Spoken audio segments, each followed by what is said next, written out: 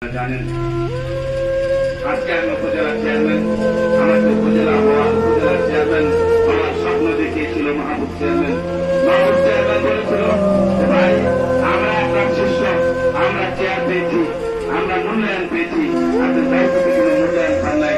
আপনাকে একটা চেয়ারে যদি দেখতে না পাই, আপনার যদি একটা চেয়ার না হয়, তাহলে আমরা শান্তি পাবো না। আপনি উপজেলা নির্বাচন করেন, আমরা বিশ্বাস করি। কিন্তু ভাগ্যের নির্মম পরিহাস, যে মানুষটি আমার পাশে থাকলে সবচেয়ে খুশি হইতে আমার ছোট ভাই, আমার আত্মার আত্মীয়, আমার রাজনৈতিক সহযোগিতা, যার মধ্যে আমি সাংগঠনিক দক্ষতা আমার চেয়ে অনেক বেশি সাংগঠনিক দক্ষতা দেখেছি, সে মাহবুব চেয়ারম্যান আমার পাশে ছিল না।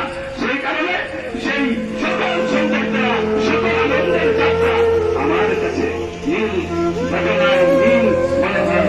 বিষাক্ত বংশে, সাদের বংশে মানুষ যেমন নীল হয়ে যায়, আমার কাছে এরকমই নীল মনে হয়। আমি আনন্দ পাই না, আমি উচ্ছ্বাস পাই না, আমি মাহবুব চেয়ারম্যানকে ভুলতে পারি না, ভুলতে পারবো না। আজকের এই দিনে আমি মহান আল্লাহ তাআলার নিকট দোয়া করি, আল্লাহ পাক যেন মাহবুব চেয়ারম্যানকে সুন্দর মর্যাদা দান করে, তার জীবনের ছোটখাটো ভুলগুলি ক্ষমা করে দিয়ে তাকে যেন সুন্দর মর্যাদা দান করে বিনা হিসাবে জান্নাতুল ফেরদৌস দান করেন। মহান মালিক যেন তার কবরকে জান্নাতের